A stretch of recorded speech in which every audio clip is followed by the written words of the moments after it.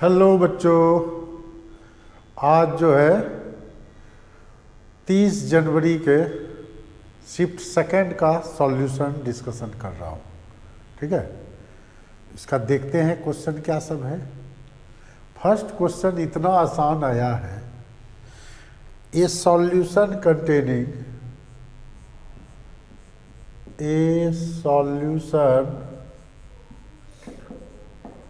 containing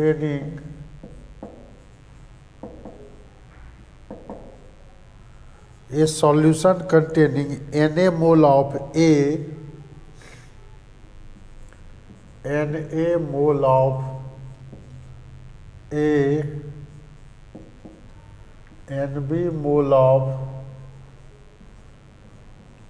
of B and Nc mole of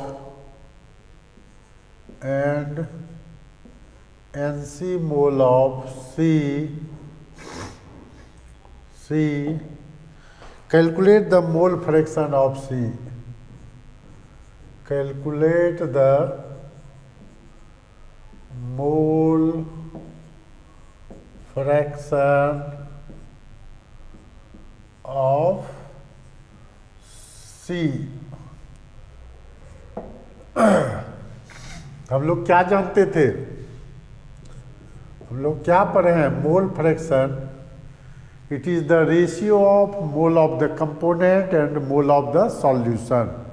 solution में तीन तरह का कंपोनेंट है, ए बी सी, सबका मोल दिया हुआ है Na Nb Nc। तो टोटल मोल हो गया सॉल्यूशन का कितना है, Na plus Nb plus Nc। तो टोटल मोल कितना हो गया, या मोल ऑफ सॉल्यूशन कितना हो गया? टोटल मोल ऑफ सॉल्यूशन कितना हो गया? सबको जोड़ देंगे, Na plus Nb plus Nc। कह रहा निकालने mole fraction of C, zeta से डिनोट करते हैं C, mole fraction of C हो गया ये। तो क्या होता है, it is the ratio of mole of the component, यानी mole of C by mole of solution क्या है, Na plus Nb plus Nc। इसका कोई यूनिट होता नहीं है, रेशियो में है, इसका कोई यूनिट नहीं होता। यही आंसर मार देना है। इससे आसान क्या क्वेश्चन मिलेगा बताइए? कितना आसान क्वेश्चन है, नहीं? यही मारना था, मोल फ्रैक्शन ऑफ C बराबर Nc by Na plus Nb plus Nc। ठीक है, देखते हैं नेक्स्ट क्वेश्चन। देखिए, हाइड्रोजन स्पेक्ट्रम का ये क्वेश्चन है। कहता है number of spectral line, He plus ion का मतलब क्या हो गया? हाइड्रोजन और हाइड्रोजन लाइक एटम के लिए हम लोग लेते थे। ठीक है, He प्लस में भी एक इलेक्ट्रॉन है, तो इसलिए वही लागू होगा। तो नंबर ऑफ स्पेक्ट्रल लाइन, हम लोग क्या फार्मूला पढ़े थे? Number of spectral line equal to पढ़े थे N2 माइनस N1। यहाँ ले लीजिए, ज़्यादा जो रहता है वो N2 होता है, N2 minus N1 into N2 minus N1 plus 1 by 2। तो N2 कितना है, जो ज़्यादा रहता है वही N2 होता है। 5 minus 1 plus 1 by 2, 1 1 cancel, 4 into 5 by 2, 2 से ये कट गया, 10 लाइन्स होगा। ऐसे आप सोच रहे हैं निकालने के लिए, तो देखिए ये तो 10 लाइन के लिए भी ऐसे लेते थे।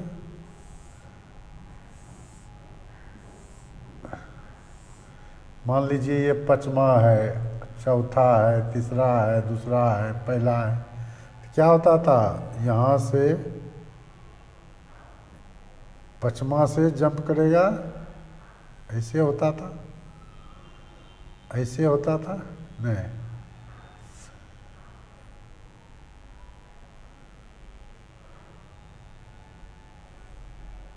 ऐसे होता था।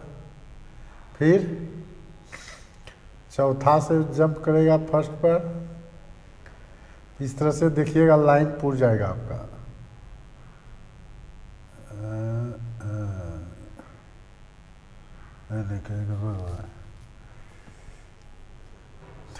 छोड़िए, या तो सर्किल में बना करके करते थे या फिर ऐसे भी करते थे। टोटल 10 लाइन ही होगा, ठीक है।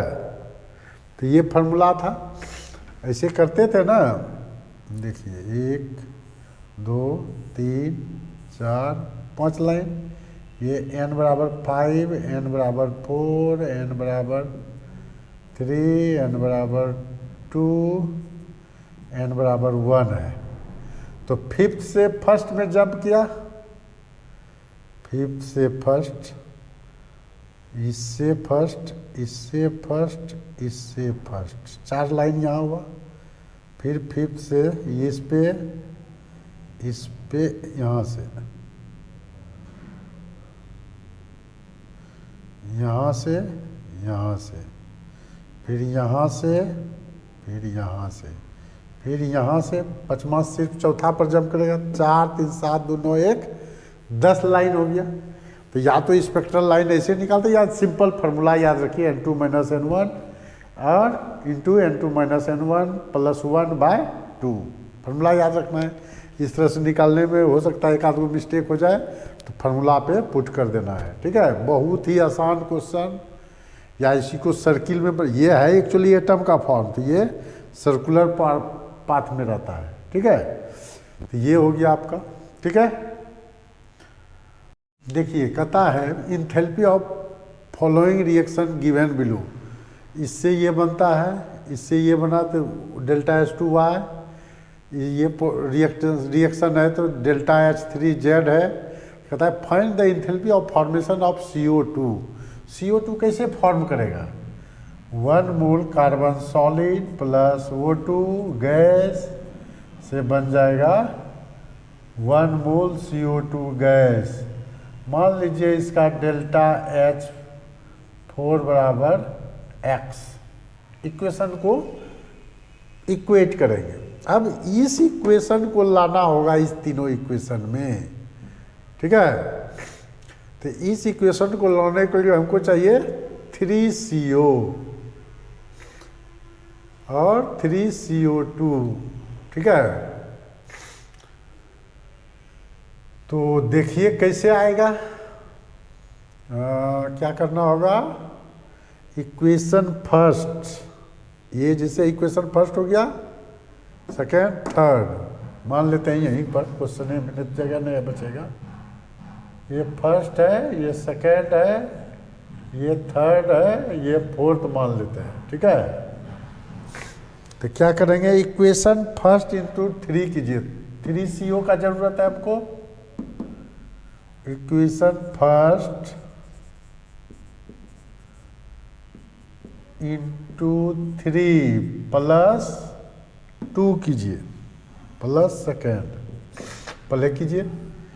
3C solid plus 3/2 O2 gas, 3CO gas. अब जब इसमें मल्टीप्लाई करते हैं तो हीट में भी क्या हो जाएगा, 3x किलो जूल हो जाएगा। 3x किलो जूल होगा ही, छोड़ देते हैं लिखना। अब देखिए दूसरा क्या हो जाएगा, 2Fe solid plus 3/2 O2 gas से बन गया Fe2O3 सॉलिड। डेल्टा H2 कितना हो गया, Y। तो दोनों को ऐड करेंगे तो क्या हो जाएगा, 3C solid plus 2Fe solid plus 3 half कितना हो जाएगा, 3O2 गैस से बन गया 3CO gas plus 2Fe3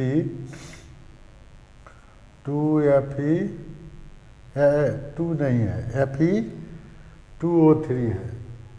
Fe2O3 solid और डेल्टा H कितना हो जाएगा इसका जोड़े तो 3x प्लस वाई हो गया। ठीक है, इसको मान लीजिए इक्वेशन 5। अब इक्वेशन 5 माइनस थर्ड कर दीजिए। ठीक है, 5 माइनस थर्ड नहीं, पहले इक्वेशन थर्ड को हम लोग क्या कर रहे हैं, उल्टा देते हैं। ठीक है, तो equation third reverse, equation third reversed, reversed करेंगे तो क्या हो जाएगा, उधर लिखाएगा तो सिर्फ ये चेंज करेगा साइन, ये हो जाएगा 2Fe plus 2Fe solid plus 3CO2 gas. Equation reverse कर दिए तो Fe2O3 सॉलिड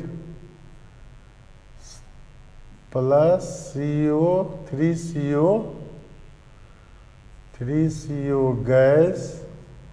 और यहाँ डेल्टा एच तब क्या लिखना पड़ेगा, डेल्टा H3 क्या हो जाएगा, माइनस जेड हो जाएगा।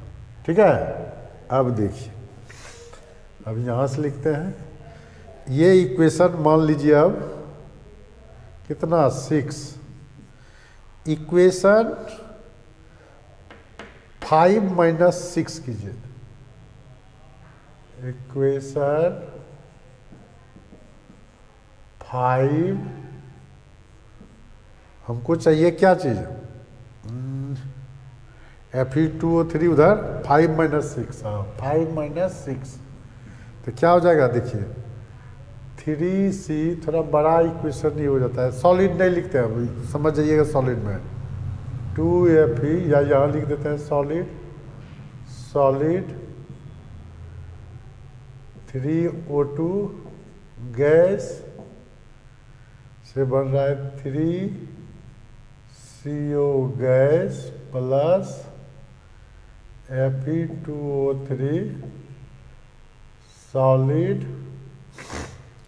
और इसका डेल्टा एच कितना है 3x प्लस वाई। इसमें करना, इसको माइनस 2Fe यहाँ लिखिए, जो जो सामने में उसी कीजिए, 2Fe सॉलिड 3CO2 हैं, 3CO2 नहीं है ना, तो 3CO2 रहने दीजिए प्लस 3CO2 गैस लिख दिए। अब Fe2O3 यहाँ लिखेंगे, 3CO यहाँ लिख दीजिए,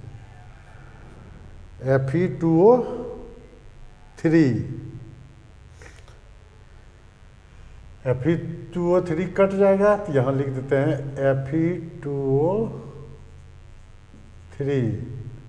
ठीक है, Fe2O3 लिख दिए, और 3CO इसके सामने हम लिख दिए गैस। आप डेल्टा एच इसका 3 कितना है, ये है आपका माइनस जेड। अब माइनस करना है तो ये प्लस हो गया, माइनस हो गया, माइनस हो गया, माइनस हो गया, माइनस हो गया, ये कट गया, ये कट गया, ये कट गया, क्या बचा 3C solid plus 3O2 gas से, ये देखिए माइनस इधर है तो ये इधर जाके प्लस हो जाएगा 3CO2 गैस। अब ये जो डेल्टा एच नया बना, मान लीजिए डेल्टा एच कुछ बना, डेल्टा एच एक्स यहाँ मान लेते हैं, एक्स तो नहीं मान सकते हैं, इसको मान लीजिए आप डेल्टा एच कितना हो जाएगा 4 यहाँ है, 5 मान लीजिए, इसको डेल्टा एच 6 मान लीजिए, तो डेल्टा एच 6 बराबर कितना हो गया x 3x 3x plus Y plus z, ये हो गया। लेकिन देखिए हमको इक्वेशन 1 फॉर्म में करना है, तो ये प्लस 3O2 गैस CO2 करेंगे, तो ये क्या हो जाएगा, डेल्टा H6 क्या हो जाएगा, 3x plus Y plus Z by 3। तो अब इक्वेट कीजिए, इक्वेटिंग इक्वेशन 4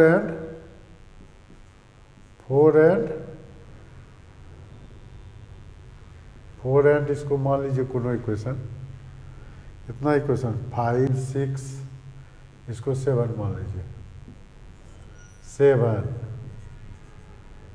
तो क्या हो जाएगा, सब चीज़ देखते हैं सेम चीज़ है, C plus O2 CO2 delta H4 है, तो ये कितना निकल जाएगा, या इसको डेल्टे H रहने दें क्या, दोनों इक्वल है, तो यानी क्या हो जाएगा, डेल्टा H4 बराबर क्या हो जाएगा, 3x plus Y plus Z by 3 kilo joule per mole, ये आंसर हो जाएगा। ठीक है, ये आपका आंसर हुआ। क्लियर, थोड़ा लंबा है लेकिन सही क्वेश्चन है। ठीक है, ये थोड़ा कैलकुलेशन ज़्यादा है, आईआईटी में पूछता ही है, किसी में टाइम बचाइए और सस्ता था, तो ये थोड़ा कैलकुलेशन बुला दिया। ठीक है, ठीक है, देखिए कहता है विच ऑफ द फॉलोइंग है स्क्वायर पिरामिडल शेप, जैसे ए दिया है, मान लीजिए ये है BrF5, हम लोग क्या करते थे, टोटल वैलेंस इलेक्ट्रॉन तो हो गया 42, तो बॉन्ड पेयर कितना हो गया 42/8,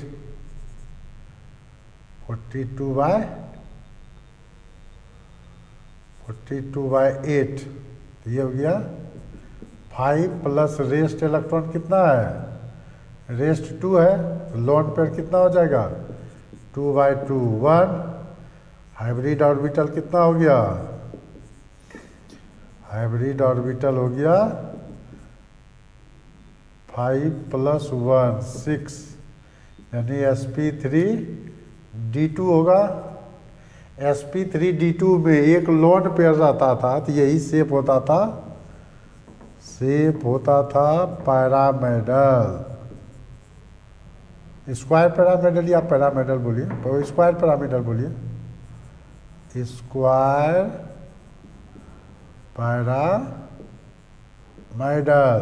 ठीक है, तो इसका कैसा शेप होता था, देखिए F5 है तो Br सेंटर में है, ऐसे है, ऐसे है, ऐसे है, ये कैसे है, ऐसे है, ये है आपको F F F F F, अब यही ना पिरामिड बन गया, ऐसे करके इधर लोन पेयर रहता है, तो यही है स्क्वायर पिरामिडल से, तो आंसर पहला ही हो जाएगा ए। अब जानना है लेकिन सबको, आपको ये थोड़े एग्जाम हो रहा है कि टिक मार दिए बस काम खत्म, सीखना है। बी के लिए देखिए PCl5 है, टोटल वैलेंस इलेक्ट्रॉन कितना हो गया 5 + 7 × 5 40 हो गया, तो बॉन्ड पेयर कितना हो गया 40/8, 5 लोन पेयर तब 0 हो गया, रेस्ट है ही नहीं कुछ, लोन पेयर 0, हाइब्रिड ऑर्बिटल कितना हो गया 5, तो क्या हो जाएगा इसका shape trigonal bipyramid, trigonal bipyramid. कैसा होता था शेप, ऐसे होता था, यहाँ पर P होता था, ये दोनों का लार्ज साइज होता था, ऐसे होता था Cl Cl Cl Cl Cl Cl, यही ट्राइगोनल बाइपिरामिड।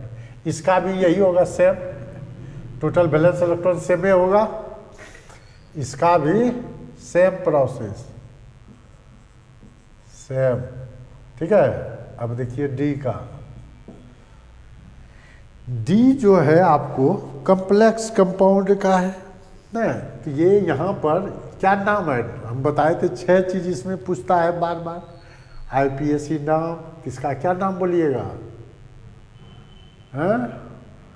टेट्रासाइनोनिकेलेट सेकेंड आयन, इसको पढ़ते हैं टेट्रासाइनोनिकेलेट सेकेंड आयन। ऑक्सीडेशन नंबर क्या हो जाएगा, x-4 इक्वल टू -2, x बराबर +2, यानी निकेल प्लस प्लस कंडीशन में है।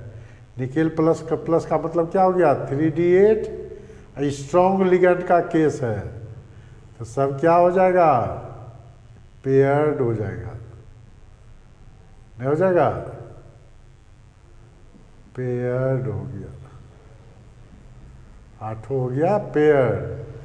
तो अब लिगेंड जो लोन पेयर देगा, इसमें जाएगा एगो, एस में जाएगा एगो 4s में, अब 4p वैकेंटे पड़ा हुआ है, तो यही हो गया 4 गो, तो यही हो गया हाइब्रिड ऑर्बिटल।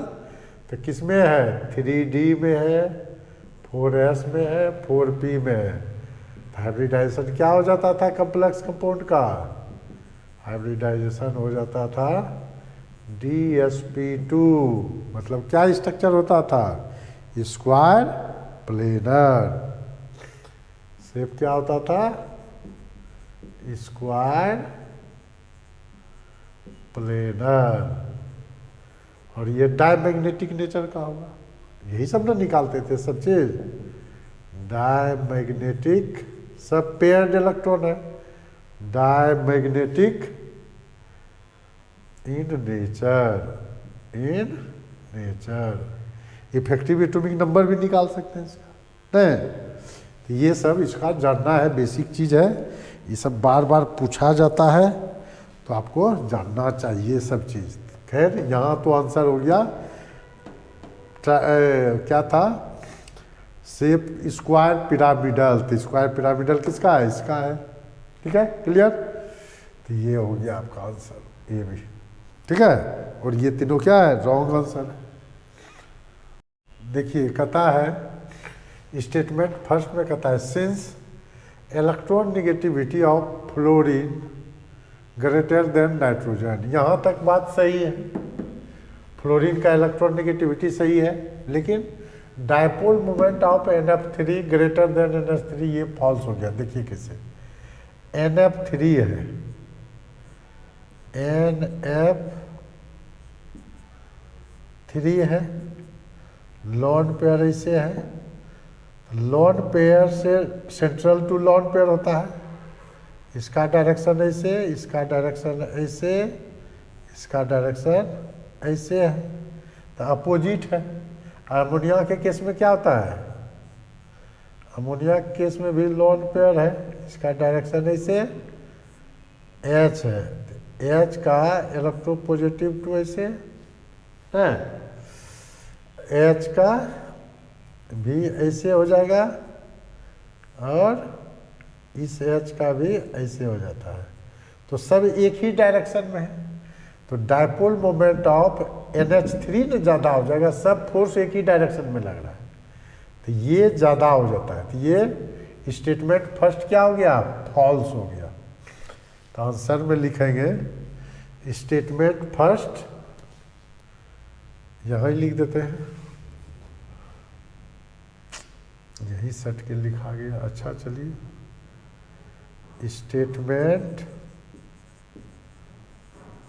स्टेटमेंट फर्स्ट क्या हो गया, फॉल्स हो गया, ठीक है। अब देखिए फिर दूसरा क्या कहता है, lone pair dipole in NH3, lone pair dipole in NH3 not in direction of resultant bond dipole. है तो ये सही है, एक के डायरेक्शन में है ना, लेकिन कहता है not in dipole while in case of NF3 lone pair in the direction, lone pair ऐसे है रिजल्टेंट बॉन्ड डायरेक्शन अपोजिट है, इसमें सेम है इसमें तो अपोजिट। कहता है lone pair dipole, lone pair dipole NH3 not in direction, direction में नहीं है किसके, resultant bond dipole, resultant bond dipole ऐसे ही है, ये तो गलत बात हो गया। While in case of NF3 lone pair dipole is direction of resultant, इसमें अपोजिट में है, इसमें नॉट है, इसमें तो सेम है, तो ये भी फॉल्स हो गया। तो स्टेटमेंट सेकेंड भी क्या हो गया, स्टेटमेंट सेकेंड भी आपका क्या हो गया, फॉल्स हो गया। आसान था क्वेश्चन, नहीं डायपोल ऑफ इसका ग्रेटर हो गया, ये क्या हो गया, dipole moment of NF3 less than dipole moment of, इसी को इसे लिखेंगे डायपोल मोमेंट ऑफ NH3। ठीक है, अब डाटा कितना होता है उतना नहीं याद रखा जाता है, वो सब देगा तब भले कंपेयर कर लीजिएगा। ठीक है, तो ये हो गया आसान क्वेश्चन बॉन्डिंग का था। नहीं, तो ये 5 क्वेश्चन आपको 11th पोर्शन का है सिर्फ इसमें। अब देखते हैं दूसरा टॉपिक में क्या है।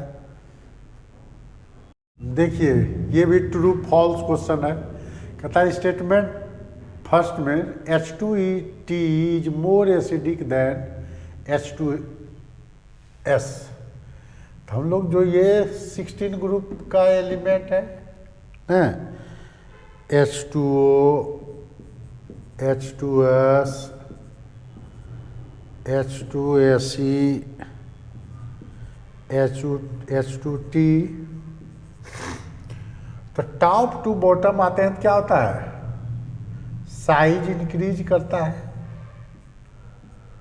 टॉप टू बॉटम क्या होता है, साइज इंक्रीजेज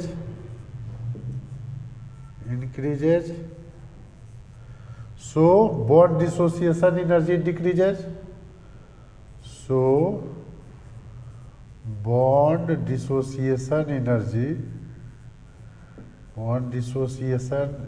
एनर्जी क्या होगा, एनर्जी डिक्रीज करेगा। ठीक है, तो देखिए चूंकि यहाँ पर H2 का T का साइज बड़ा है तो ये इजिली बॉन्ड ब्रेक करेगा, और H plus directly proportional to acidic nature होता है, एसिडिक नेचर होता है ना, H plus directly proportional to acidic nature. Bond dissociation energy of H2T less than H2S, bond dissociation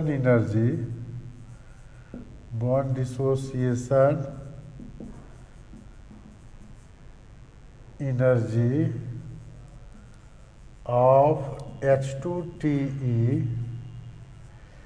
less than H2S, so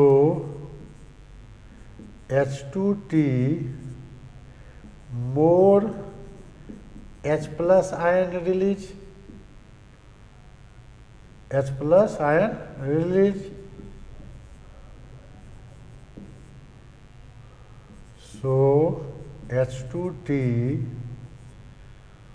more acidic than H2S। यानी क्या हो गया answer, देखिए आंसर क्या हो जाएगा, स्टेटमेंट फर्स्ट क्या हो गया, स्टेटमेंट फर्स्ट हो गया मेरा क्या, H2T is more acidic, H2T more acidic then H2S, true हो गया। स्टेटमेंट फर्स्ट हो गया ट्रू। अब देखिए H2T has more bond dissociation energy than H2S। यहाँ क्या होता है, टॉप टू बॉटम आया तो बॉन्ड डिसोसिएशन एनर्जी डिक्रीज करता है, top to bottom size increase किया लेकिन बॉन्ड डिसोसिएशन डिक्रीजेज। यहाँ लिखे so bond dissociation energy of H2T less than H2S, यहाँ का है मोर देन। तो स्टेटमेंट सेकंड क्या हो गया, फॉल्स हो गया। स्टेटमेंट सेकंड जो हो गया ये फॉल्स हो गया। क्यों हुआ समझ गए होंगे, ठीक है। देखिए ये भी ट्रू फॉल्स ही है, कहता है there is regular increase in chemical reactivity from group first to group 18।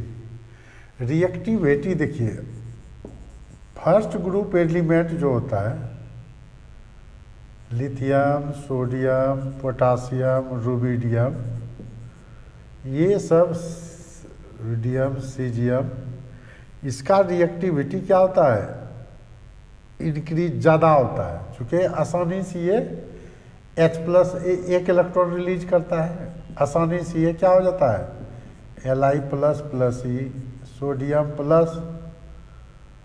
Plus E में कन्वर्ट हो गया। तो जैसे आयन में कन्वर्ट होगा तो ये क्या होगा, रिएक्टिविटी इसका बढ़ जाएगा, नहीं ये तुरंत आयन में कन्वर्ट हो जाता है, तो इसका रिएक्टिविटी ज़्यादा होता है। उसी तरह ग्रुप 17 का क्या है, उसमें फ्लोरीन, क्लोरीन, ब्रोमीन, आयोडीन है, तो ये भी एक इलेक्ट्रॉन गेन करके F- बना लेगा, ये भी एक इलेक्ट्रॉन गेन करके Cl- बना लेगा। तो सबसे ज़्यादा गेन इंथैल्पी इसका होता है, ये क्वेश्चन पूछता है बार बार, क्लोरीन का इलेक्ट्रॉन गेन इंथैल्पी क्या होता है सबसे ज़्यादा, तो ये Br भी एक इलेक्ट्रॉन गेन करके Br- बना देगा, और I- भी एक इलेक्ट्रॉन गेन करके I- बना देगा। तो फर्स्ट ग्रुप और 17 ग्रुप तो बहुत रिएक्टिव होता है, लेकिन कहता है ग्रुप 18 तो क्या होता है, इनएक्टिव ना होता है, रिएक्शन नहीं करता है, वो नोबल गैस है, इसलिए क्या हो जाएगा स्टेटमेंट, आंसर क्या हो जाएगा, स्टेटमेंट क्या हो गया फर्स्ट, स्टेटमेंट फर्स्ट जो हो गया आपका फॉल्स हो गया, ठीक है। अब स्टेटमेंट सेकंड देखिए, सेकंड कहता है ऑक्साइड ऑफ ग्रुप फर्स्ट, जैसे sodium oxide, potassium oxide, rubidium oxide, caesium oxide, ये सब क्या है, बेसिक इन नेचर, यही है। अब जैसे है ग्रुप 17 का F2O, Cl2O, Br2O, ना इसका होता है OF2। OF2 काहे लिखा जाता है पता है ना, लेफ्ट हैंड साइड जो है रिलेटिवली मोर इलेक्ट्रो पॉजिटिव लेते हैं, तो ये जब बनता है तो इसका ये जो होता है एसिडिक इन नेचर होता है, इलेक्ट्रॉन निगेटिविटी बढ़ने के साथ क्या होता है, एसिडिक नेचर इंक्रीज करता है। तो स्टेटमेंट सेकंड क्या हो गया, ट्रू हो गया ना, स्टेटमेंट सेकंड हो गया मेरा ट्रू, ये हो गया आपका आंसर। ये तो डिस्कशन है, क्लियर हुआ। तो ये है, देखिए कहता है number of element which gives flame test from following, तो स्ट्रोंशियम, कॉपर और कैल्शियम गिव्स फ्लेम टेस्ट। ये तो नंबर का रहा है, तो नंबर कितना हो गया 3, आंसर 3 मारना था। तो अब थोड़ा इसको समझिए, स्ट्रोंशियम जो देता है first group element, S block element क्या है? एस ब्लॉक एलिमेंट देता है ये टेस्ट, ठीक है। तो आयनोजेशन एनर्जी जो होता है एस ब्लॉक का टॉप टू बॉटम क्या होता है? डिक्रीज करेगा, है आसानी से इलेक्ट्रॉन रिलीज करता है। जब साइज बढ़ता है तो इलेक्ट्रॉन और आसानी से रिलीज करता है। तो यहाँ पर देखिए बेरिलियम और मैग्नीशियम सेकेंड ग्रुप में, एस ब्लॉक में दो ग्रुप होगा, फर्स्ट ग्रुप और सेकेंड ग्रुप। तो फर्स्ट ग्रुप में हाइड्रोजन, लिथियम, सोडियम, पोटासियम ये सब देता है, ठीक है। इसमें बेरिलियम और magnesium not gives flame test, not gives flame test, flame test. और इसके आगे देगा कैल्शियम देता है, स्ट्रोंशियम देता है, बेरियम देता है, ठीक है। और इस ग्रुप का एलिमेंट देता है। तो क्या क्या देता है? अब देखिए स्ट्रोंशियम जो है, स्ट्रोंशियम मेटल जो है ये जो देता है क्रिमेंसन रेड कलर का, फ्लेम में जो फ्लेम में ले जा करके सटाएंगे ना, ये देगा क्रिमेंसन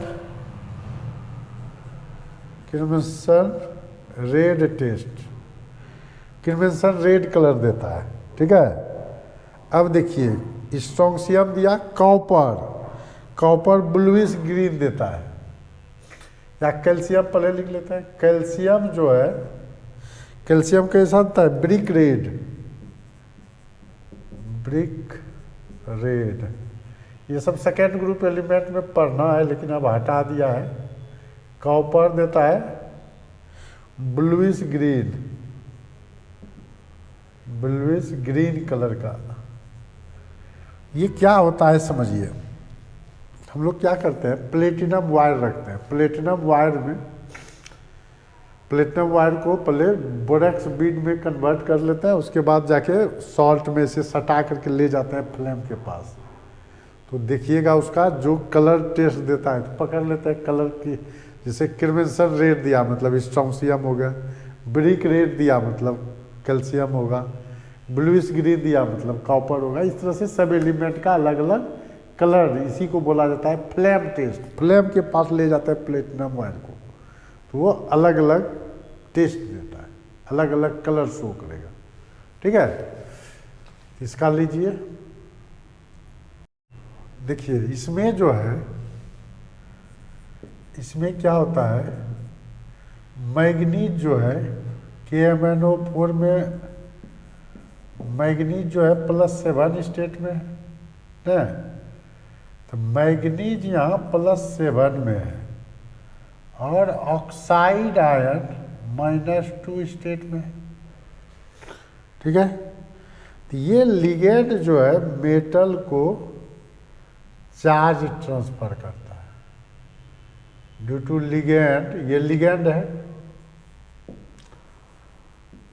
ये मेटल हुआ, ligand to metal charge transfer करता है, ठीक है। तो ये रीजन हो गया ड्यू टू, आंसर क्या हो जाएगा? आंसर हो जाएगा सी, आंसर यहाँ हो जाएगा, आंसर यहाँ हो जाएगा सी नंबर, ठीक है। ये इसमें ligand to metal charge transfer होता है। और देखिए क्या होता है, डी ट्रांजिशन किस में होता है? जहाँ पर डी में अनपेयर्ड इलेक्ट्रॉन रहता है, तो वहाँ पर जहाँ फुल फील्ड नहीं है तो वहाँ डी ट्रांजिशन होगा। यहाँ ligand to metal charge transfer होता है। तो ligand to metal charge transfer कौन कौन करता है? KMnO4 करता है, KMnO4 करता है, K2Cr2O7 करता है, क्रोमिक एसिड करता है, ये सब करता है, ठीक है। इसका फुल वीडियो बना हुआ है कलर प्रॉपर्टी को लेकर के। कोऑर्डिनेशन केमिस्ट्री में जाइएगा पैरामाउंट क्लासेस में, और वहाँ फुल वीडियो कलर के लिए ही सिर्फ बना हुआ है, ठीक है, कलर प्रॉपर्टी के लिए। वहाँ आप देख लीजिएगा बढ़िया से। और ऐसे आप समझिए कि यहाँ पर ligand to metal charge transfer होता है। तो यहाँ तो अब एक एक क्वेश्चन में तो फुल डिस्कस संभव नहीं है। यहाँ इस KMnO4 में K2Cr2O7 में सब में क्या होता है, ligand to metal charge transfer होता है। क्लियर हो गया? ये हो गया आपका, ये 12th का पार्ट हो गया, ठीक है। ये 12th में पढ़ना है, जनरली 12th में ही हम लोग डी ब्लॉक में पढ़ेंगे, ठीक है। अब देखिए नेक्स्ट क्वेश्चन।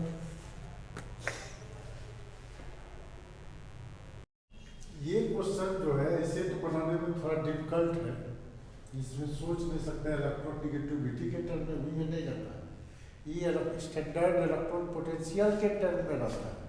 इसलिए डाटा का कुछ आइडिया है तभी ये क्वेश्चन बनेगा, अदरवाइज ये क्वेश्चन टफ माना जाएगा इस सेशन के लिए, क्योंकि डाटा तो जनरली याद नहीं रख पाता है स्टूडेंट। ये क्या है, standard electron potential TrO4 minus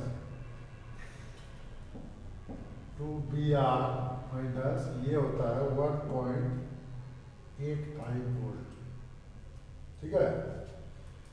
standard electrode potential of IO4 minus 2I जो होता है ये होता है 1.65 volt. Standard electrode potential ClO4 minus 2 Cl minus जो है ये क्या होगा, ये हो जाएगा 1.20 वोल्ट, ठीक है। तो जिसका जितना ज़्यादा इलेक्ट्रॉन पोटेंशियल होगा ऑक्सीडाइजिंग पावर उतना ही ज़्यादा होता है। यहाँ कहता है डिक्रीजिंग ऑर्डर में।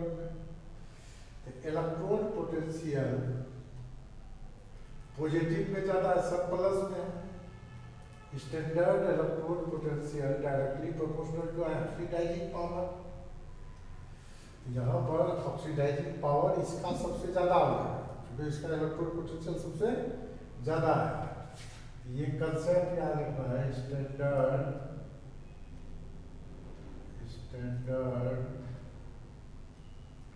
इलेक्ट्रोड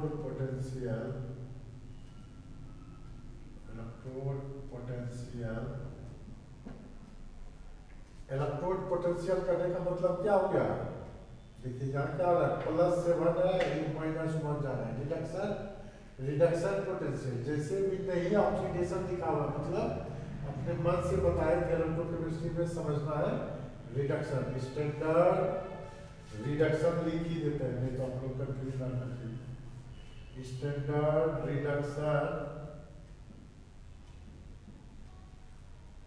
इलेक्ट्रोड पोटेंशियल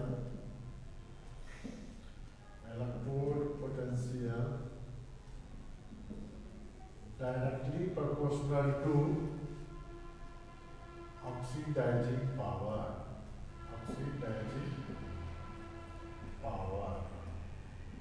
तो जिसका जितना कम रहेगा उसका ऑक्सीडाइजिंग पावर उतना ही कम होगा, यानी सबसे ज्यादा किसका डिक्रीजिंग ऑर्डर में क्या है, तो BrO4 माइनस सबसे ज्यादा, IO4 माइनस और ClO4 माइनस। देखिए ये है कुछ नहीं, कंसेप्ट इतने का है, लेकिन ये डाटा दिमाग में रहेगा तब ना सोच पाइएगा। ये सब जनरली यूज भी नहीं करते हम लोग, जो इलेक्ट्रोकेमिस्ट्री में बनाते हैं न्यूमेरिकल, ये सब डाटा यूज नहीं होता है, इसलिए ये क्वेश्चन क्या हो जाएगा, इसलिए ये क्वेश्चन जो है टफ माना जाएगा। पता नहीं साउंड गया कि नहीं, खुल गया था ये आवाज़, ठीक है। तो ये जो है इसमें क्या सोचेंगे हम लोग कि स्टैंडर्ड रिडक्शन पोटेंशियल, देखिए Br यहाँ +7 स्टेट में है, यहाँ -1 हो गया तो रिडक्शन हो गया। Standard reduction potential directly proportional to oxidising power. तो ऑक्सीडाइजिंग पावर इसका, चूँकि इलेक्ट्रोड पोटेंशियल ज़्यादा है इसलिए इसका ज़्यादा होगा, उसके बाद इसका होगा, उसके बाद इसका होगा। ये डाटा बेस्ड था इसलिए क्वेश्चन टफ है, कंसेप्ट तो एकदम छोटा सा है। ठीक है, इसका लीजिए, देखिए ये क्वेश्चन दिया है, फिल इन द ब्लैंक्स करना है। देखिए ये सब तो फैक्ट है। CrO2 Cl2 NaOH के साथ रिएक्शन करता है तो ये सोडियम क्रोमेट देता है। ठीक है, Na2CrO4 देगा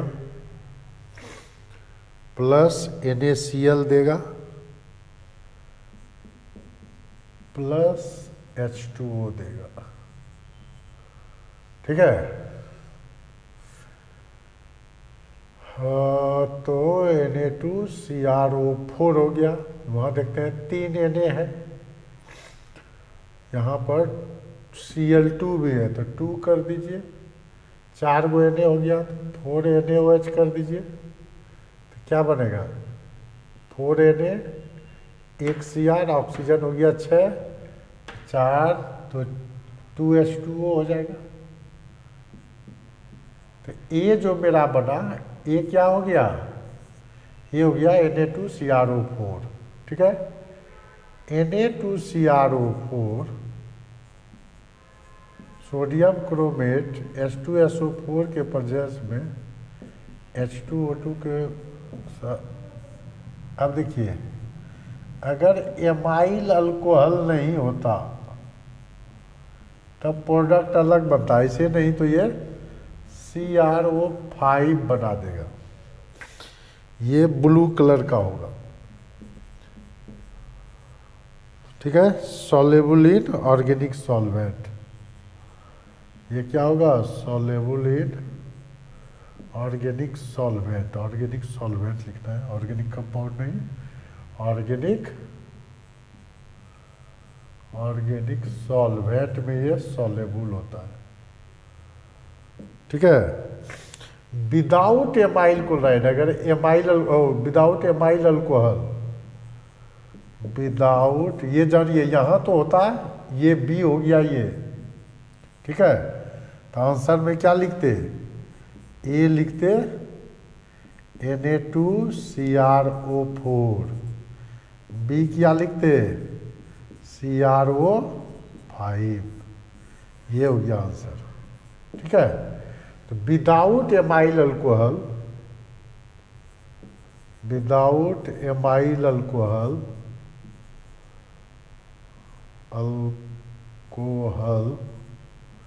it forms CrO3, Cr2O3, chromium oxide बनाता। ऐसे CrO5 का याद है आप लोग को, बटरफ्लाई स्ट्रक्चर बनाते थे ऑक्सीडेशन नंबर निकालने में, तभी +6 होता था। ये बटरफ्लाई स्ट्रक्चर CrO5 का ब्लू कलर का होता है। ठीक है, तो ये सब फैक्ट क्वेश्चन है, जानना पड़ेगा, ऐसे तो कंसेप्ट से निकालना बहुत डिफिकल्ट है। ठीक है, तो फैक्ट है, इसको आपको डी ब्लॉक में पढ़ना होगा। ठीक है, तो ये हो गया आपका। देखिए ये क्वेश्चन जो है मेटल लिगेंड वाला केस का है, कॉम्प्लेक्स कंपाउंड में हम लोग आगे पढ़े थे। ठीक है, ये कैसे बनता है, Mn2CO10 है, Mn बीच में है, एक यहाँ पर है Mn, एक CO ऐसे है, CO ही देता है लिगेंड को। ठीक है, ऐसे है, एक ऐसे है, एक ऐसे है,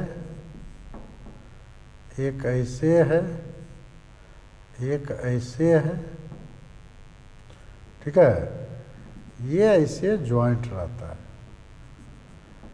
अब ये मेटल दूसरे मेटल के साथ इस तरह से जॉइंट रहता है।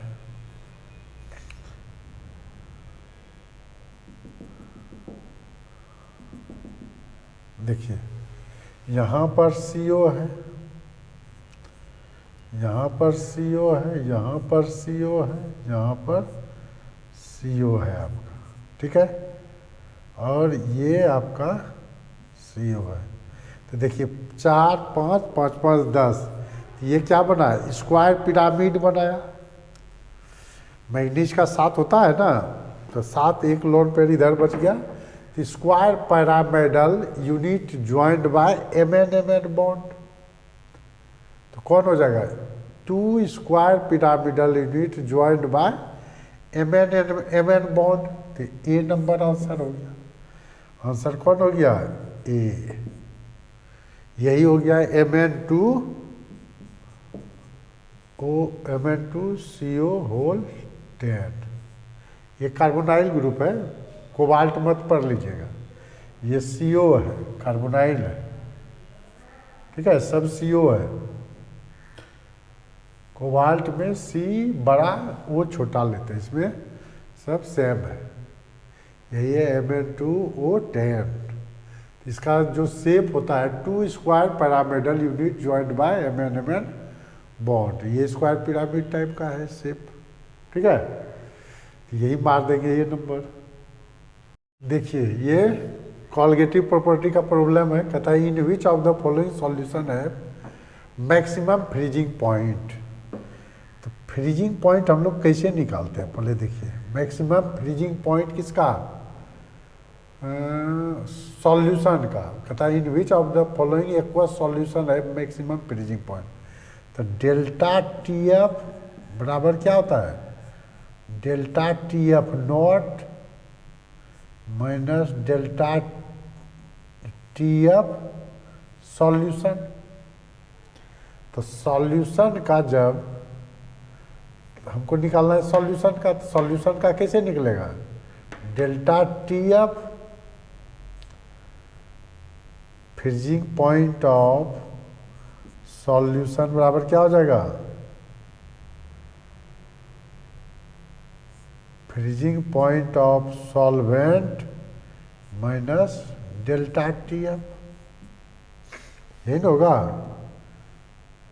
तो डेल्टा TF ज़्यादा होगा, यानी क्या हो गया, डेल्टा TF ज़्यादा, डेल्टा TF ज़्यादा, तो फ्रीजिंग टेम्परेचर ऑफ सॉल्यूशन कम होगा। तो मैक्सिमम कह रहा है, ये ज़्यादा घटेगा तो ये कम हो जाएगा ना, यानी डेल्टा TF जिसमें मेरा कम हो उसमें फ्रीजिंग पॉइंट ऑफ सॉल्यूशन क्या होगा, ज़्यादा हो जाएगा। इसका मतलब यही ना हो गया। तो देखिए अब निकालते हैं, तब ए केस में क्या है, डेल्टा TF क्या होता है, डेल्टा TF होता है I/KF/m। भांट ऑफ फैक्टर का चर्चा नहीं किया है, तो मोललिटी डायरेक्टली प्रोपोर्शनल हुआ। अब मोललिटी डायरेक्टली प्रोपोर्शनल क्या होगा, यह मोललिटी होता है। तो 1 लीटर सॉल्यूशन लिया है, क्वेश्चन है यहाँ 1 kg सॉल्यूशन लेना चाहिए, चलिए 1 kg सॉल्वेंट लेना चाहिए। चलिए जो है उसको समझिए कि डेंसिटी से मल्टीप्लाई कर देना है, ठीक है। वाटर है, वाटर का डेंसिटी 1 लेकर के चलेंगे तो उतना ही kg हो जाएगा, नहीं, यानी डेल्टा TF जिसका ज़्यादा होगा, जिसका मोललिटी ज़्यादा होगा, तो मोललिटी ज़्यादा मतलब मोल ज़्यादा। तो देखिए ग्लूकोज का एक केस में मोल ऑफ ग्लूकोज कितना हो जाएगा, ये 180 बटे मोलेकुलर वेट भी 180 होता है, 1 मोल हो गया। मोल ऑफ बेंजोइक एसिड कितना होगा, 180 बाय बेंजोइक एसिड का कितना होता है, C6H5COOH, यही है बेंजोइक एसिड।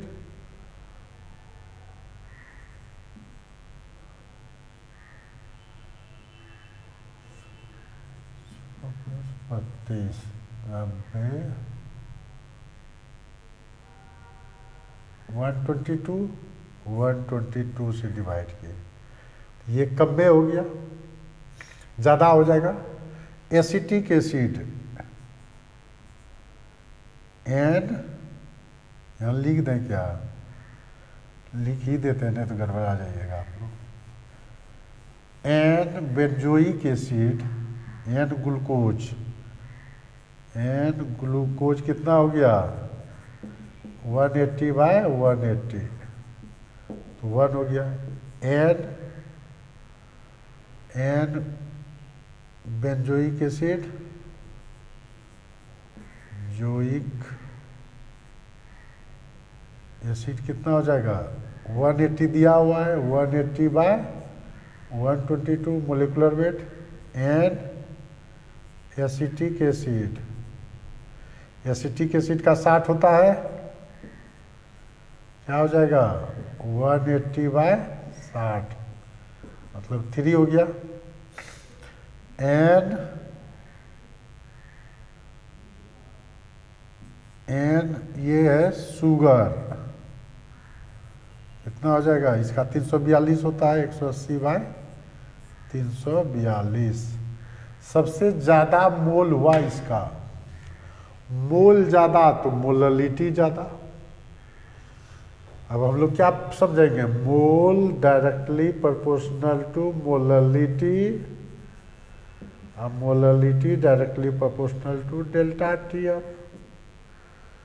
अब डेल्टा टी एफ किसका ज़्यादा हो गया, इसका, तो मैक्सिमम फ्रीजिंग पॉइंट कह रहा है, तो मैक्सिमम फ्रीजिंग पॉइंट यानी जिसका कम होगा डेल्टा टी एफ, तब ना ये मैक्सिमम फ्रीजिंग पॉइंट होगा। डेल्टा टी एफ कम किसका होगा, सबसे कम मोल किसका हो गया, इसका हो गया, शुगर का हो गया ना। देखिए mole directly proportional to molality क्या होता है, मोललिटी क्या होता है, number of mole dissolving per KG solvent. तो mole directly proportional to molality, molality directly proportional to freezing point, ठीक है। तो फ्रीजिंग पॉइंट हो गया, के एफ सबका कांस्टेंट है, आई का कोई चर्चा नहीं किया है। तो सबसे डेल्टा टी एफ हमको चाहिए, in which of the following aqueous solution है मैक्सिमम फ्रीजिंग पॉइंट, सॉल्यूशन का maximum freezing point. Maximum freezing point solution का कब होगा, जब डेल्टा टी एफ ज़्यादा होगा। डेल्टा टी एफ ज़्यादा किसका हो रहा है, नहीं, freezing point delta T F कम होगा तब ना ये कम घटेगा, ये ज़्यादा चाहिए तो ये कम होना चाहिए, ये तो फिक्स है। तो ये डेल्टा टी एफ कम किसका होगा, सबसे कम तो इसी का लगता है, शुगर का, नहीं, डेल्टा टी एफ शुगर का ही सबसे कम है।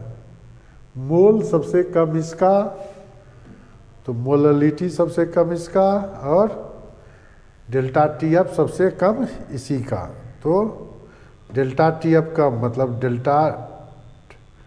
डेल्टा टी एफ ज़्यादा, टी एफ एस कम होगा। हमको ये चाहिए ज़्यादा, ये कम चाहिए, इसी को कीजिए इसे, डेल्टा टी एफ कम, तो हमको ये मिलेगा ज़्यादा, तो ये कम इसमें हो रहा है, तो ये हो जाएगा शुगर, ये हो जाएगा आंसर डी, ठीक है, आंसर इसमें डी निकलेगा, ठीक है। यही था क्वेश्चन। देखिए केमिकल काइनेटिक्स का ये क्वेश्चन है, कहता है rate of following first order reaction at 30 minute is N2O5 का दिया हुआ 2NO2 प्लस हाफ O2, 0 पर कंसंट्रेशन इतना है, 30 मिनट के बाद कंसंट्रेशन इतना हो गया, यानी ए हो गया ये, यानी T बराबर 0, टोटल टाइम 30 मिनट बीतने के बाद घट गया है ना। तो फर्स्ट ऑर्डर रिएक्शन के बराबर क्या लिखेंगे, रेट, रेट बराबर क्या होगा, रेट होगा directly proportional to concentration of N2O5 पर पावर 1, यानी K N2O5 पर पावर 1। अब K निकालिए तब ना रेट निकलेगा। K क्या होगा, K बराबर हम लोग जानते हैं 2.303/T फर्स्ट ऑर्डर के लिए log A/A-x। T देखिए 30 मिनट लगा इसको, 0 से 30, 2.303/30 log। A है आपका 3, अब A-x है 2.75, घट के इतना हुआ है। अब क्या होगा, ये हो गया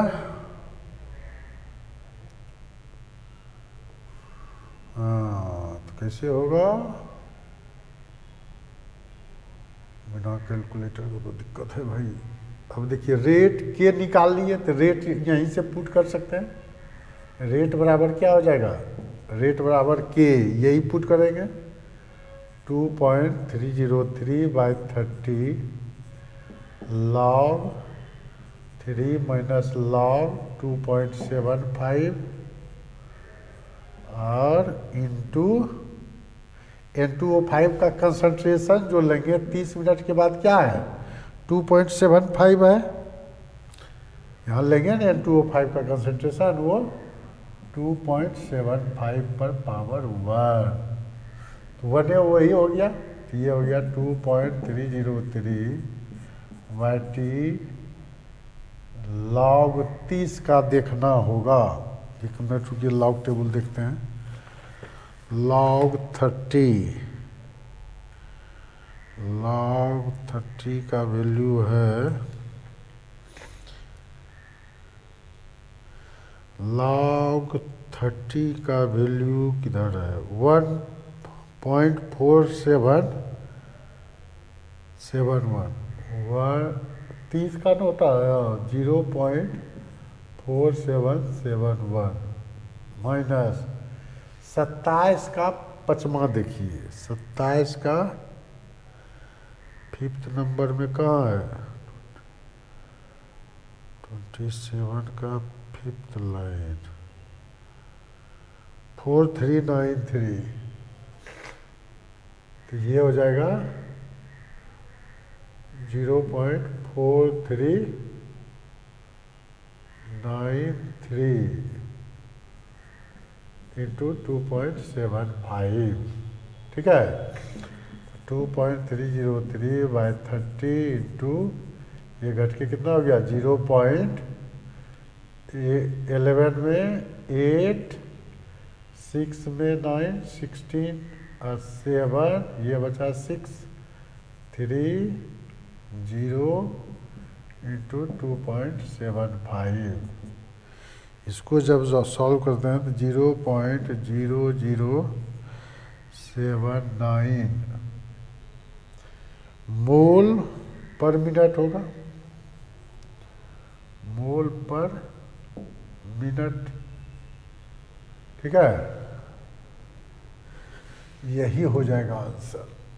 तो रेट निकालना था, के निकाल लिया हम लोग इससे और रेट में पुट कर दी इसमें, ये तो के का वैल्यू हो गया, N2O5 का कंसंट्रेशन ये ले लेंगे। आसान क्वेश्चन है, टफ नहीं है कुछ, ये सब क्वेश्चन आसान ही माना जाएगा आईआईटी के लिए, आईआईटी के लिए ये सब क्वेश्चन आसान माना जाएगा, चूँकि आईआईटी में तो थोड़ा एक स्टैंडर्ड आता है, तो ये सब नॉर्मल है उसके लिए, ये सब चलेगा इतना, ठीक है। आईपीएससी नाम पूछा है, आईपीएससी नाम पूछा है, आईपीएससी नाम पूछा है, तो इसमें जो है 2 क्वेश्चन स्टूडेंट दिया है, दोनों का लिख दे रहा हूँ ना, अब जो सही हो, ठीक है। एक है CH3CHNH2CH2Cl, इसमें नाइट्राइल ग्रुप है 1 2 3 4 काउंट हो गया। इसका आईपीएसी नाम क्या हो जाएगा 3 एमिनो।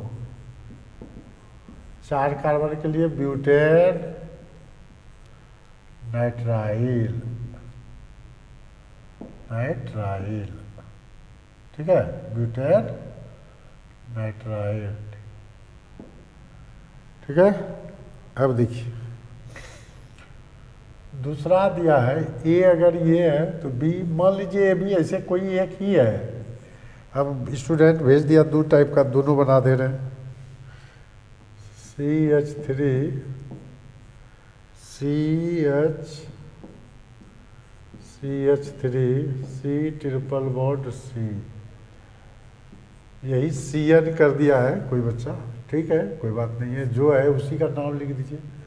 1 2 3 4 3 मिथाइल क्या हो जाएगा ब्यूट 1Y यानी ब्यूटाइन। नहीं, आसान क्वेश्चन था, ये आईपीएससी नाम लिखना था सिर्फ, ठीक है। आंसर ये हो गया आपका, आंसर ये हो गया। 16 नंबर क्वेश्चन जो है कहता है which reagent on reacting, which reagent on reacting with phenol, reacting with phenol gives salicylaldehyde, gives salicylaldehyde, ठीक है। अब देखिए फिनॉल के साथ कौन रिएक्शन यूज होता है ये जानिए। डायरेक्ट नेम ऑफ रिएक्शन है न, phenol react with chloroform and KOH gives salicylaldehyde, gives salicylaldehyde, यही है, ये है फिनॉल, तो रिएजेंट यही हो गया, ये है फिनॉल, ये है सैलिसल्डिहाइड। रिएजेंट क्या यूज कर लिए हम लोग, रिएजेंट यूज कर लिया मैंने, रिएजेंट में नाम क्या लिखेंगे, रिएजेंट हो गया, रिएजेंट हो गया आपका CHCl3 प्लस KOH, यही हो गया आपका आंसर, ठीक है। आसान क्वेश्चन था, ये सब तो हर बच्चा बना के आया होगा, कोई दिक्कत ही नहीं है, ये तो एकदम सबसे लॉलीपॉप क्वेश्चन है, ठीक है। देखिए स्टेबिलिटी ऑफ कार्बोकेटायन जो डिपेंड करता है 3 चीज़ पर डिपेंड करता है। MHI ऑर्डर होता है, ठीक है, रेजोनेंस किसी में है नहीं, यानी मेसोमेरिक इफेक्ट है नहीं। स्टेबिलिटी ऑफ कार्बोकेटायन,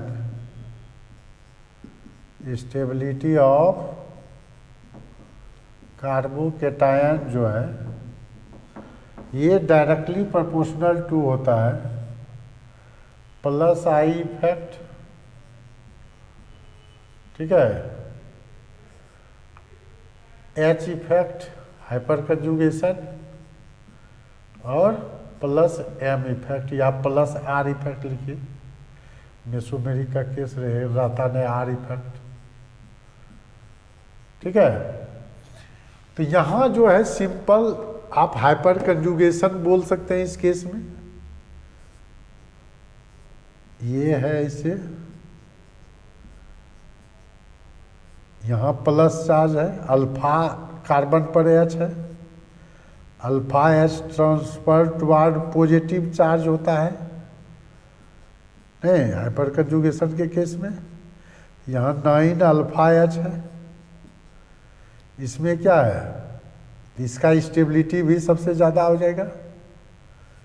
इसमें देखिए 6 अल्फा एच है, इसमें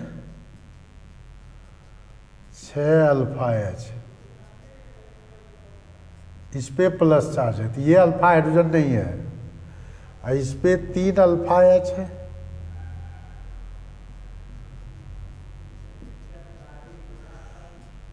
इस पर क्या है 3 अल्फा एच है, और इस पर अल्फा एच ही नहीं है। ऐसे भी ये 3 डिग्री का, इसमें 6 अल्फा एच, हाइपर कंजुगेशन के टर्म में देखेंगे तो अल्फा एच देखेंगे, 3 alpha H, no alpha H, ठीक है।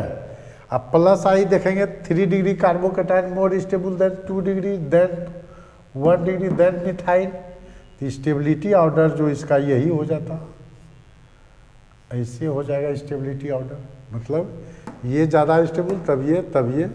अब जिसमें जो चॉइस होगा वो आप देख के मान लीजिएगा, मान लीजिए फर्स्ट, सेकंड, थर्ड, फोर्थ है, first more stable than second, then hyper conjugation से भी डिस्कस कर सकते हैं, alpha H transfer toward positive charge, या tertiary carbocation more stable than secondary than primary than methyl carbocation, दोनों से हम लोग डिस्कस करते हैं। इसमें प्लस आई सबसे ज़्यादा है, 2 प्लस आई इसमें, 1 प्लस आई इसमें, प्लस आई नहीं है। प्लस आई से भी इसको डिस्कस कर सकते हैं, या एच इफेक्ट से भी डिस्कस कर सकते हैं, दोनों से कर सकते हैं, इसमें कोई दिक्कत नहीं। तो दोनों में क्या होगा, tertiary carbocation more stable than secondary than primary than methyl carbocation, ठीक है। लीजिए इसका स्क्रीनशॉट, देखिए जैसे लिख दिया aldehyde having no alpha hydrogen, इसमें अल्फा हाइड्रोजन प्रेजेंट नहीं है, ये अल्फा कार्बन है, अल्फा कार्बन पर देखते हैं हाइड्रोजन है ही नहीं, 4 बॉन्ड पूर गया इसका, है ऐसे है, ऐसे है, ऐसे है, तो ऑलरेडी 4 बॉन्ड है इस कार्बन पर, तो अल्फा हाइड्रोजन नहीं है। तो केनिजारो रिएक्शन क्या कहता है, aldehyde having no alpha hydrogen in presence of strong base 50% KOH, मतलब स्ट्रॉन्ग बेस माना जाएगा। एल्डाउल कंडेंसेशन में लेते हैं डाइल्यूट KOH, ठीक है, या NaOH। तो strong base corresponding oxidation and reduction on oxidation and reduction gives corresponding alcohol and salt of potassium, दोनों देता है।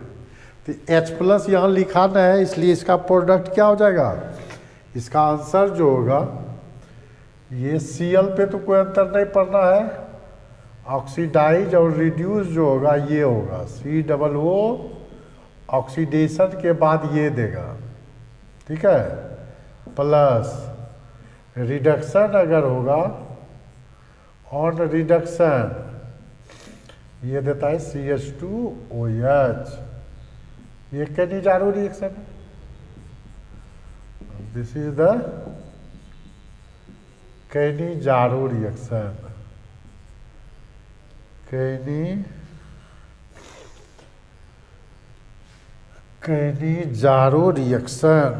केनिजारो रिएक्शन बहुत आसान, ये सब तो इंटरमीडिएट टाइप का पूछ रहा है, इंटर में यही सब डाला जाता था पहले, नहीं। तो केनिजारो रिएक्शन ये हो गया ऑन ऑक्सीडेशन, ऑक्सीडेशन हुआ तो ये प्रोडक्ट, ऑन रिडक्शन तब अल्कोहल देता है, ठीक है। इसका ऑक्सीडेशन हुआ तो ये हो दिया, ऑन रिडक्शन ये दिया, तो हमको ये दोनों टिक मारना था, जिसमें चॉइस मैच करेगा कोमा करके दिया हुआ होगा ABCD में चॉइस में, तो ये हमको टिक मार देना है। सॉल्ट ऑफ पोटासियम, इसको पढ़ेंगे पोटासियम बेंजोएट, क्लोरो भी है यहाँ जी, यहाँ पर क्लोरो भी है ना, क्लोरो भी है, ये ऑन ऑक्सीडेशन दिया, ऑन रिडक्शन दिया, ठीक है, ये दिया ऑन ऑक्सीडेशन, ये 2 क्लोरो पोटासियम बेंजोएट ये दिया आपको, हाँ। एम या 3 फिनाइल क्लोरो अब मिथनॉल ये दिया। इसका नाम क्या हो जाएगा, यहाँ से काउंटिंग होगा, ओ एच यहाँ है, ये सब्स्टिट्यूएंट होगा 3, ऐसे ये क्या है फिनाइल, 3 क्लोरोफिनाइल मिथनॉल, इसको पढ़ेंगे 3 क्लोरोफिनाइल मिथनॉल। इसको क्या पढ़िएगा 3 क्लोरो पोटासियम बेंजोएट, बेंजीन का OH ईस्टर ग्रुप लग गया, ठीक है। तो ये ऑक्सीडेशन के, इसका ऑक्सीडेशन होगा तो ये देगा, इसका रिडक्शन होगा तो ये प्रोडक्ट देगा। Cannizzaro reaction simple. एक और आसान क्वेश्चन, इसमें खाली नेम ऑफ रिएक्शन ज़्यादा है, लेकिन है ये आसान क्वेश्चन ही, ठीक है। ये भी आसान क्वेश्चन ही है। देखिए क्या है, बेंजीन जब रिएक्शन करता है, benzene react with conc HNO3 plus H2SO4 gives nitrobenzene, gives nitrobenzene. ये क्या देता है, नाइट्रेशन रिएक्शन कहते हैं इसको, इसको बोला जाता है नाइट्रेशन ऑफ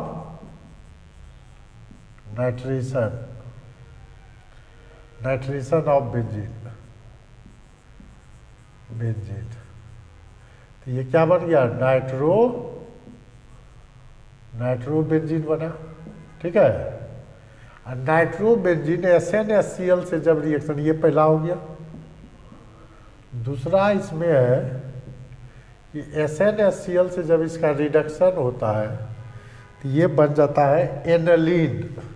क्या बन जाता है, एनालीन। इसका नाम क्या हो जाएगा, एनालीन, ठीक है। इसका नाम है एनालीन। इसका जब रिएक्शन, फिर ये सेकंड हो गया, इसका जब रिएक्शन, यही है ए बना ये दोनों के रिएक्शन के बाद, यही है एनालीन। हम लोग लिख लेंगे बाद में प्रोडक्ट एनालीन, ठीक है।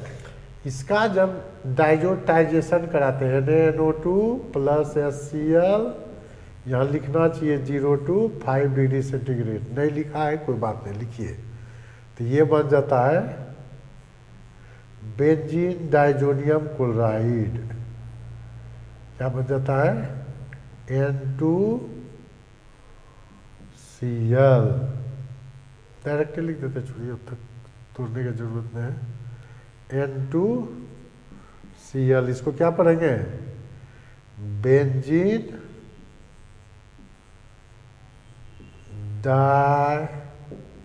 डाइजोनियम क्लोराइड पढ़ेंगे, बेंजीन डाइजोनियम क्लोराइड। इसका जब अब हम लोग फिनॉल के साथ रिएक्शन, चौथा फिनॉल, ये तीसरा हो गया, चौथा कहता है फिनॉल के साथ रिएक्शन। फिनॉल मेरा ऐसे होगा, फिनॉल के साथ जब रिएक्शन होता है तब ये कपलिंग रिएक्शन, इसको बोलते हैं डाइजोटाइजेशन रिएक्शन, इसको बोलते हैं कपलिंग रिएक्शन, इसको बोलते हैं कपलिंग। तो कपलिंग में क्या हो जाता है, देखिए ये बना देगा इसका H, इसको इधर लिख देते हैं तब पता चल जाएगा, ठीक है। N2Cl यहाँ बना दिए तो कोई फर्क नहीं पड़ा, N2Cl इसका H, ये HCl बाहर निकल जाता है, ठीक है। तो ये प्रोडक्ट में क्या बन गया, OH benzene ring N double bond N, ये बन गया, ये हो गया, ठीक है। तो ये डाई का फॉर्मेशन क्या है, इसका कंडीशन होता है जब फिनॉल रिएक्शन करता है तो पीएच वैल्यू जो लेते हैं 9 to 10 लेते हैं। पीएच भी मेंटेन करना होता है इसमें। पीएच लेते हैं, नहीं जी, पीएच इसमें फिनॉल एसिडिक है तो पीएच लेते हैं बेसिक मीडियम में करें, पीएच 9 to 10 लेते हैं इसमें। ये डाई बनता है, ठीक है, ये डाई बन गया तो यही प्रोडक्ट हो गया, ठीक है। ये हो गया आपका बी,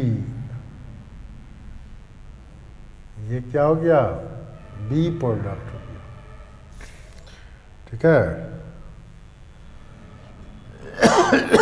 यही है बी प्रोडक्ट।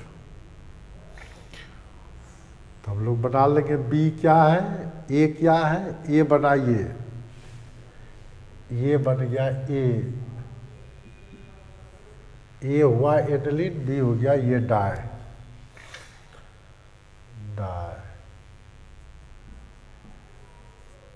ठीक है।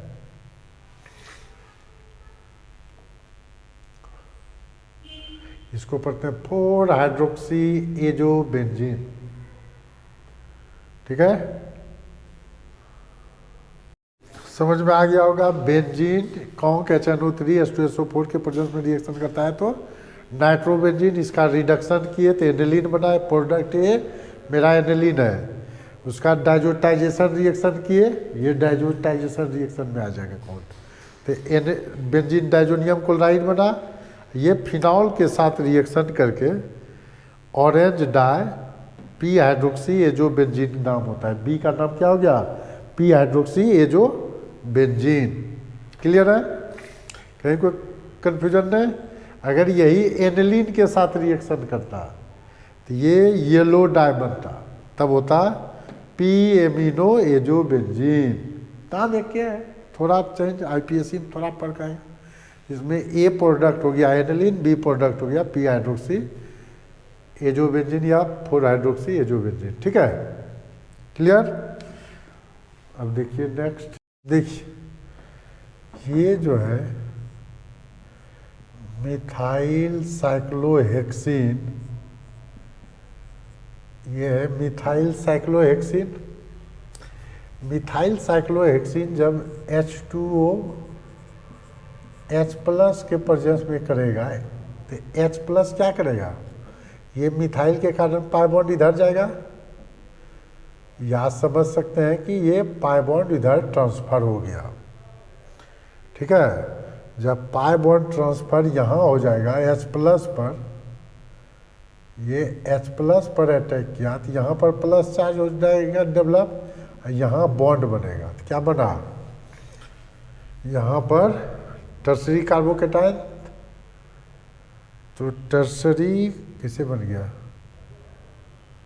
मिथाइल के कारण इधर चला जाएगा जी। हाँ मैंने एक मिनट, ये आपको मिथाइल के कारण प्लस, ये पाई बॉन्ड इधर मूव करेगा तो H यहाँ शिफ्ट करेगा, तो H यहाँ शिफ्ट किया तो क्या बन गया, यहाँ पर प्लस, यहाँ पर CH3, इधर H आ गया, मतलब दोनों बॉन्ड खत्म।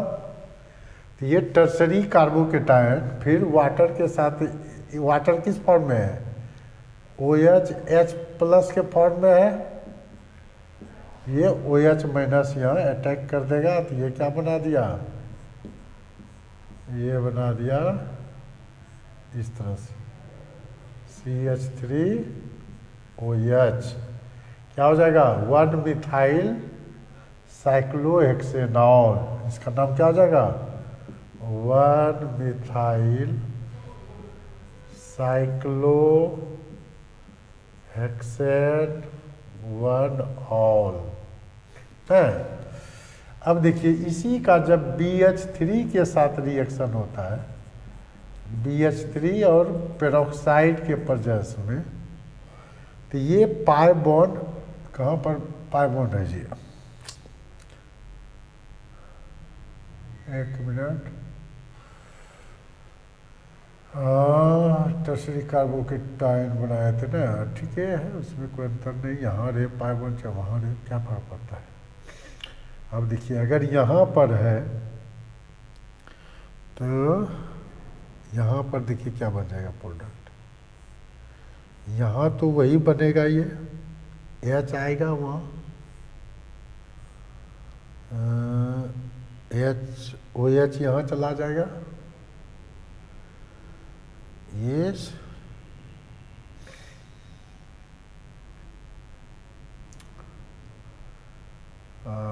ठीक है, ये जो बनेगा CH3 तो CH3 ही जाएगा, H गया, H गया, इधर जो है आपका डॉटेड OH माइनस आ जाएगा, ये बन जाता है। तो ये प्रोडक्ट BH3 का केस है और वो सिंपल है, तो दोनों के केस में ये प्रोडक्ट, अब जिसमें ये चॉइस है ये और ये है आपका A, ये है आपका B, इसमें क्या हो गया 2 मिथाइल साइक्लोहेक्सेनॉल, ये हो गया B, जिसमें चॉइस में ये रहेगा मार दीजिएगा टिक, ठीक है।